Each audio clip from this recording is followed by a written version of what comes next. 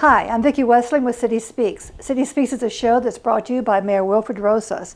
It's a show for you, the residents for the city of Dunkirk and the surrounding area, to let you know what's going on in our community, let you know what's happening, bring to you information that is important to you in your daily lives and what's important to the city as we move forward. So today we're really fortunate. We have a special guest with us from Brooks Hospital. And you, Mr. Morris, you are the Vice President of Operations for Brooks TLC. Because we have so much going on, it's really important that the people understand what's happening at the hospital and how you're dealing with all these things. But as the Vice President of Operations, tell me a little bit. That covers a whole gamut of stuff. It sure does. By being the Vice President of Operations, what that means is really I'm responsible for majority of the areas that isn't nursing related, so much of the support services. I also interact quite a bit with our physicians and our strategies behind our service lines at our facility. Additionally, we also have some outpatient services as well. We have primary care. We have our chemical dependency clinics as part of our healthcare system as well. And so I interact with everyone pretty much in the hospital on a daily basis. So there is definitely a lot going on right now, and I appreciate you having me on today. Well, thank you. We're glad to have you here. Now, so you deal with the operations part of it, so you're not really involved with the medical care or the nursing end of it. That's correct. However, certainly because of the services that my teams provide, they interact with the clinical side, but true. We're not clinicians. We are part of the support behind the physicians and our nursing team and other clinical staff that we have on campus. Okay. And right now, we're all dealing with this COVID-19, the coronavirus pandemic. Do we currently, within our hospital system here, how many patients do we currently have? Well, right now it's relatively quiet. We have one that is suspect, but we have 0 actual cases on our campus at this particular moment. And now, which is good news, right? It is, absolutely. So, but with everything that's happening, as we're into phase 2 now, so things are opening up, people are getting a little more, not necessarily careless, but a little more comfortable with interactions. If there were to be a resurgence, how would the hospital prepare? What is your plan for that? Well, in a lot of ways, very similar. At the very, very beginning of this process, as a healthcare institution, one of our roles is to have an emergency management team and plan in place. Certainly, nobody could predict what was going to happen, but certainly there are prior history events that we consider, and pandemic is one of those that we look at in terms of what we consider one of our vulnerabilities in our line of work. And so we have an emergency management coordinator who does a great job of pulling folks together to look at the current events. And so when this started to evolve, we're always aware of what's going on, and we call it our situational awareness approach, which is we're keeping an active engagement in terms of what's going on nationally, locally, and when that thing starts to get a little bit closer, then we have to engage. And so we implement an incident command system, much like EMS, much like our police force and everybody else, which helps us be able to deal with these events. And so we scale up our resources and we're able to work through them. And now one of the things that's going on now, people are asking about testing, antibody testing, all these different things. Is the hospital prepared to do that, or are you doing those things? We currently are. I will say that there are challenges in terms of supplies, but everybody's experiencing that. Because of all the demand for all the testing, we're no different in terms of the request, and there are a lot of organizations that help facilitate that, but again, they are under a lot of demand right now. We do provide both the antibody and the antigen. We're helping to support others in our community as well if they have certain needs. If you or somebody has any concerns, then certainly you can be tested. Those that are out in the community, it will require an order by a physician, and that we can accommodate that request. So if I felt like, well, I want to go be tested, but I don't have any of the symptoms, which are fever or cough or any of the kinds of breathing issues, Right. can I just say, well, I just want to be tested? No, we're not necessarily open walk-in. The county and the public health department, they have set up those strategies in place. One of our community partners, the Chautauqua Center, is one of those locations, as you know. And so they have more of the those types of open testing capabilities than we do. However, if you go to see your provider and you feel like it's necessary to come be tested, then we will certainly support that order when you visit that person. Right, so it would be up to the individual. Really does need to speak with their provider. That's correct. It would be the best way to do that. Yes. So in addition to the testing and the things that are going on there, what other kinds of things are happening on campus? What kinds of things are you dealing with? Because now you've got your operations facilities. Yeah. What about we hear about the personal protective equipment, the PPE. Yes. Are you responsible for those things as well? Yes, PPE. that is a major topic. Personally, I live in the community. My family does, and we shop at the same stores that everybody else does, and we have a hard time finding gloves, just like everybody else. And as a healthcare organization, even though we're in healthcare, our certain allotments, what we call them, that ship on a regular basis, are being delayed, weeks and in some cases maybe a month later than we typically find. We've had to put certain restrictions in place, but we're doing the things that are recommended by the Department of Health and following the CDC guidelines, and so that's our way to manage it. As I mentioned earlier, we get together as a team daily, and PPE is one of those items that we have a large tracking board. We're looking at the numbers in terms of what our current burn rate is per day, and we have a PPE committee where we come together at least once a week, sometimes twice a week, to talk about where we're at, where the issues are. If employees have concerns, they raise it to that committee, and we talk about them, and we work through it. And so it's a day-by-day type of assessment, and for now we're doing well. Also, there's been a lot of community members that have supported us along the way, and so we really are thankful for those community members. And but things are going well so far. So, but right now, our nursing staff, our medical team, they are not doing without PPE, right? No, not at all. They're doing well.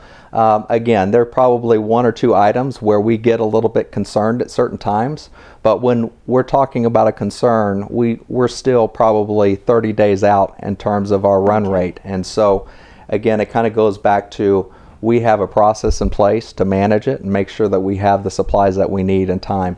And if we don't, again, we have done well with our local community as well as the Department of Health. They have supported us in many ways as well. And if we have requests, we can go to them with those requests. And everybody, this is a team approach to things like this. And so even though someone, you might look at your burn rate, if you will, how much is being used, to know where you're coming from as far as how much you're going to be needing. But people really are not suffering without PPE. We really don't have that issue. No, additionally, there are things that as an organization we've had to make an investment along the way as well. There are alternative forms of PPE that isn't the typical things that you hear about. There are additional respirators that are used in other organizations that we've purchased, are in the process of obtaining those now. In fact, just this week received news of the shipment. And so, those types of strategies that are above and beyond, those are things that we're looking at. There's a lot of other institutions that are looking at ways to even make the existing PPE safer. Some people are processing them, some are using UV technology, and so we actually have set up a designated site. So for one reason or another, we got in a critical state with, say, our respirators, for example.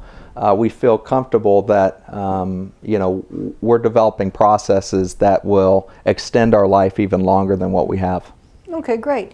Now, talk about some of the services that have opened up at the hospital. I mean, visitors now, there's still some restrictions there. Yeah, there is.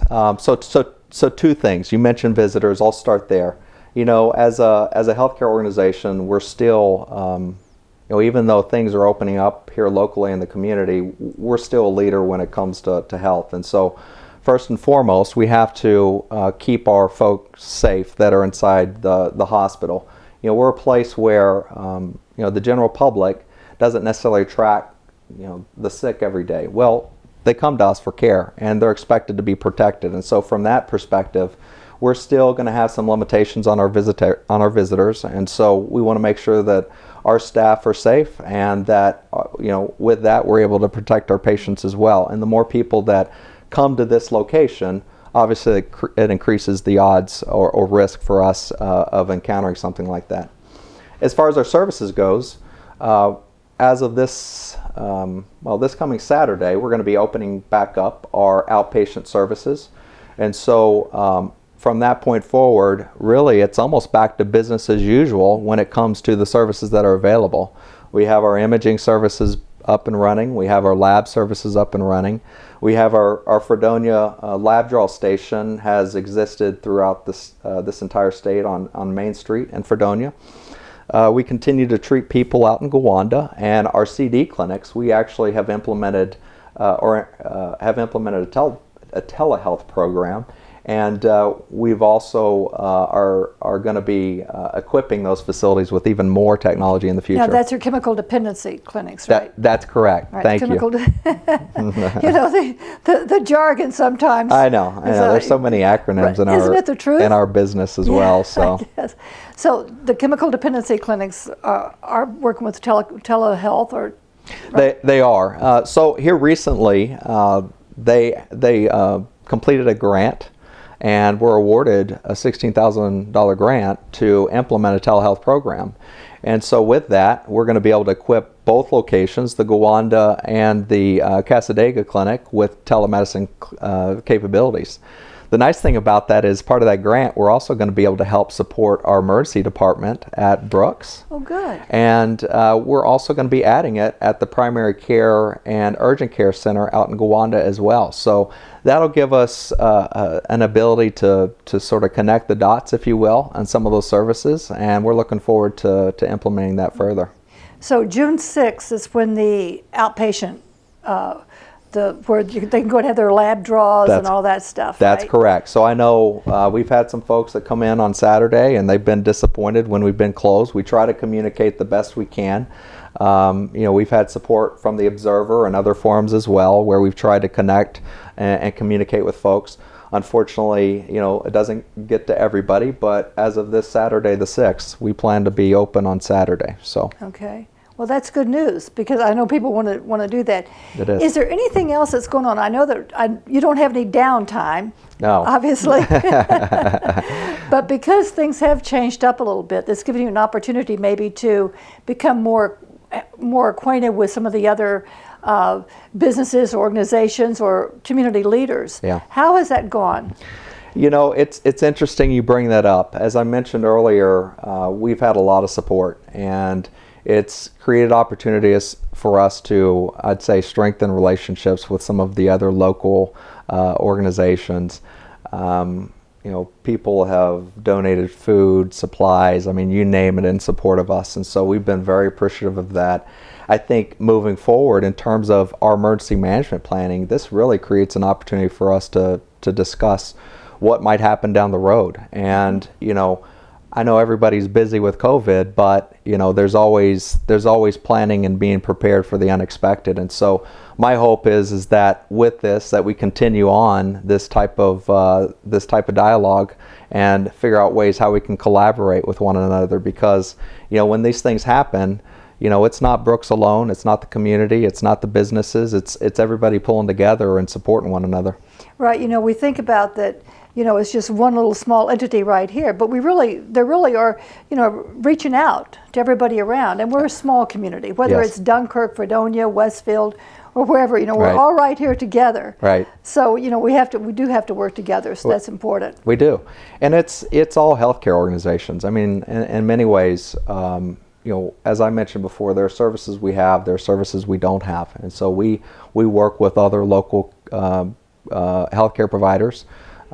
We discuss things with their administrators as well. Obviously, we have a connection with Kaleida, and they've been very supportive of us as well when it comes to our supplies and other things that we might struggle with at times. Our providers have been very helpful.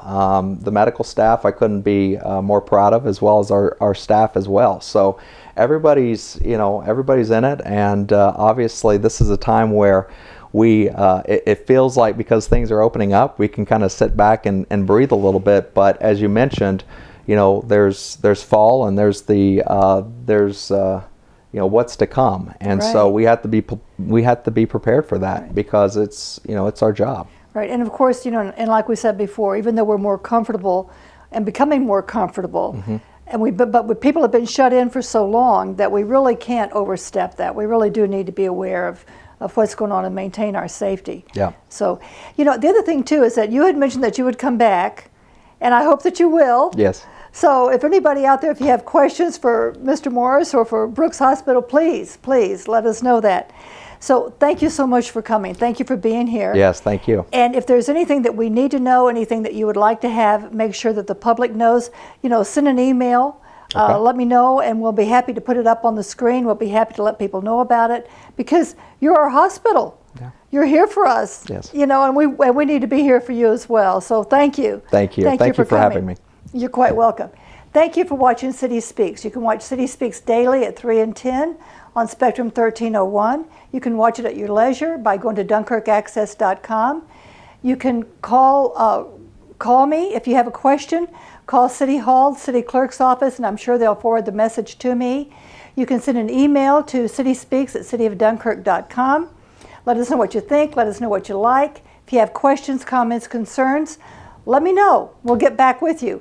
And I again offer the invitation to any of our elected leaders or business leaders who would like to be a guest on City Speaks. Just let me know, and I'll be happy to have you. And thank you. Thank you for watching City Speaks.